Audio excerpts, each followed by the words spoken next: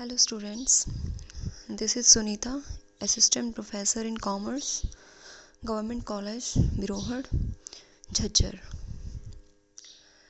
So students, today we will discuss about accounting conventions. Accounting accounting का जो system है वो पूरे तरीके से कुछ स्टैंडर्ड्स पे, कुछ कन्वेंशंस पे, कुछ कंसेप्ट्स पे डिपेंड है। ठीक है, कोई भी एक चीज़ इनमें से अपने आप में कंप्लीट नहीं है। एक चीज़ दूसरी चीज़ को सपोर्ट करती है। कहीं पे स्टैंडर्ड साइलेंट होते हैं तो वहाँ पे कन्वेंशंस हेल्प करती हैं, कहीं पे कन्वेंशंस साइलेंट होती हैं तो वहाँ पे कंसेप्ट्स के से काम चलाया जा सकता है।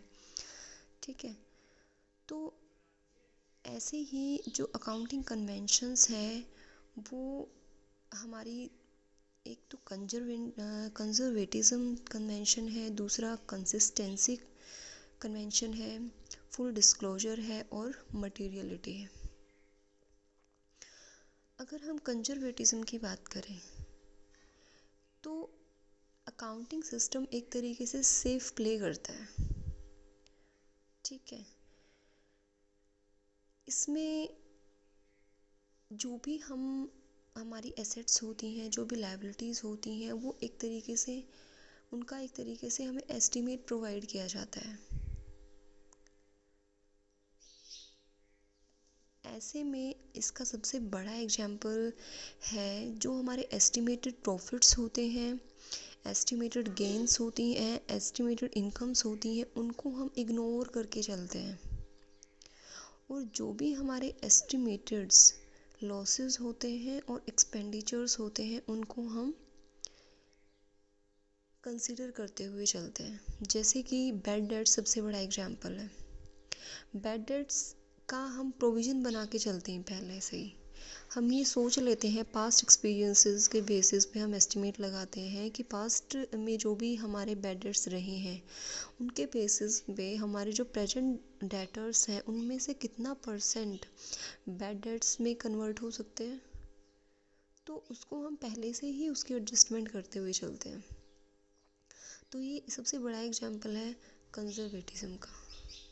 ठीक है, तो इसमें सबसे अगर हम देखें तो जो वर्स्ट केसेस हैं उनको हम कंपनी में कंसिडर करके चलते हैं और जो अच्छे सिचुएशंस हैं उनको हम निगलेक्ट करते हुए चलते हैं।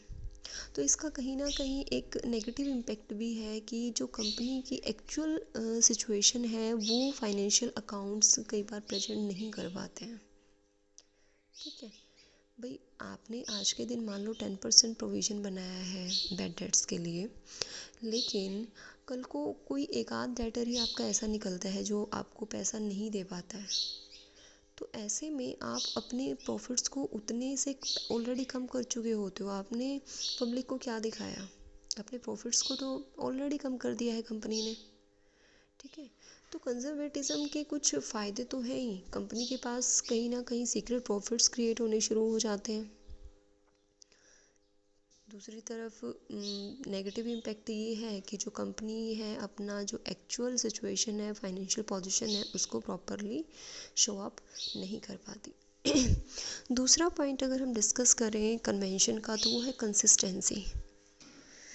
कंसिस्टेंसी में एक company should apply the same accounting principle across different accounting cycles. ऐसा नहीं है कि आप एक साल में कुछ मेथड्स अडॉप्ट कर रहे हैं, दूसरे साल में आप कुछ मेथड्स अडॉप्ट कर रहे हैं, तीसरे साल में आप कुछ अडॉप्ट कर रहे हैं।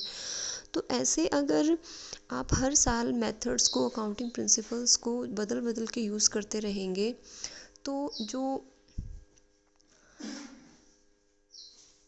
जो भी चीज़ें निकल के आएंगी, जो भी रिजल्ट्स निकल के आएंगे हर साल, वो एक दूसरे से डिफरेंट रहेंगे। और डिफरेंट जब रिजल्ट्स आएंगे तो उसके बेसिस पे इन्वेस्टर्स किस तरीके से कंपैरिजन कर पाएंगे? फाइनेंशियल कंपैरिजन कैसे होगा? इन्वेस्टर्स क्या करते हैं? ऐसा तो है नहीं कि आपने जो प्रेजेंट ईयर के प्रॉफिट्स हैं उनको उठाया और उनके बेसिस पे डिसीजन ले लिया। This is not possible. कोई भी इन्वेस्टर एक कंपनी का ट्रेंड देखता है। ठीक है, जिसमें वो कंपनी के पिछले 5 साल के प्रॉफिट्स को उठा के देखता है। और अगर आपने हर साल अकाउंटिंग प्रिंसिपल्स को, अकाउंटिंग मेथड्स को चेंज किया है, तो क्या जो डाटा निकल के आएगा आफ्टर कंपैरिजन, जो रिजल्ट्स निकल के आएंगे वो रिलायबल होंगे? नहीं, क्योंकि आपने हर साल मेथड्स चेंज किए हैं। मेथड्स चेंज किए हैं तो उसके हिसाब से आपके प्रॉफिट्स भी फ्लक्चुएट होते हैं। मान लो आपने डेप्रिसिएशन का एक साल में तो लगा लिया रिटर्न डाउन मेथड, दूसरे साल में आपने लगा लिया स्ट्रेट लाइन मेथड, तो दोनों के इम्पैक्ट्स तो अलग अलग होंगे ना। स्ट्रेट लाइन मेथड में क्या होता है, आपका हर साल जो भी डेप्रिसिएशन चार्ज करते हैं वो सेम रहता है through out the life of that asset. ठीक है, अब वहीं पे अगर आप रिटर्न डाउन वैल्यू मेथड देखें तो उसमें क्या होता है कि हर साल कंपनी का की जो एसेट्स होती हैं उनका डेप्रिसिएशन डिक्लाइन होता जाता है रिटर्न डाउन वैल्यू मेथड जब आप अडॉप्ट करते हैं। तो ऐसे में जो डेप्रिसिएशन है उसको आप कहाँ शो करते हैं? P&L अकाउंट के डेबिट साइड में एज एन एक्सपेंडिचर दिखाते हैं। तो एक्सपेंडिचर के रूप में आपने उसको दिखाया है, एक साल आपने कुछ किया है, दूसरे साल आपने किसी मेथड से डेप्रिसिएशन चार्ज किया है, तो जो प्रॉफिट्स आ रहे हैं वो कंपेरेबल नहीं होंगे। उनके बेसिस पे इन्वेस्टर्स डिसीजन नहीं ले पाते हैं। ठीक है, तो कंसिस्टेंसी बहुत ही ज़्यादा ज़रूरी है कंपैरिजन के लिए और इन्वेस्टर्स के अच्छे डिसीजंस के लिए। उसके बाद है full disclosure. Information considered potentially important, relevant must be revealed regardless of whether it is detrimental to the company.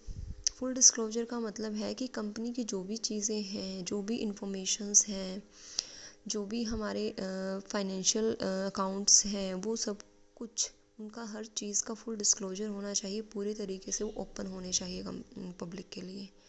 ऐसा नहीं है कि आप किसी भी चीज़ को हाइड करें, हाइड करने का राइट आपके पास नहीं है। ठीक है, then you have to full disclose all the material facts of the company. अब बात आती है मटीरियलिटी की। नेक्स्ट जो कन्वेंशन है वो है मटीरियलिटी। मटीरियलिटी में क्या है कि जो भी मटीरियलिस्टिक चीज़ें हैं, जो भी इम्पोर्टेंट चीज़ें हैं इन्वेस्टर्स के डिसीजंस में, जो इन्वेस्टर्स के डिसीजंस को जो इफ़ेक्ट कर सकती हैं, वो सारी की सारी चीज़ें आपको डिस्क्लोज करनी पड़ती हैं। You have to disclose all the material facts. लेकिन इसका मतलब ये बिल्कुल भी नहीं है कि कंपनी अपने सीक्रेट्स को भी, अपनी स्ट्रेटजीज़ को भी ऑन द टेबल रखना शुरू कर दे।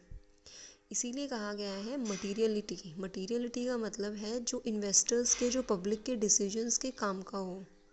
आपने अपनी कंपनी के लिए कुछ स्ट्रेटजीज़ बनाई है, कंपटीशन को आप किस तरीके से फेस करेंगे, ठीक है, और भी बहुत सारी चीज़ें होती हैं, उनको आप किस तरीके से फेस करेंगे। तो ऐसी स्ट्रेटजीज़ को आपको डिस्क्लोज करना ज़रूरी नहीं होता है। ये आपको डिसाइड करना पड़ेगा कि कौन सी चीज़ें पब्लिक के काम की हैं, कौन सी चीज़ें गवर्नमेंट के काम की है, कौन सी चीज़ें इन्वेस्टर्स के काम की हैं। तो वो सारी चीज़ें ही आपको डिस्क्लोज करनी है। इममटीरियल चीज़ें आपको डिस्क्लोज करने की ज़रूरत नहीं है। ठीक है, so we have discussed all the conventions of accounting. Thanks.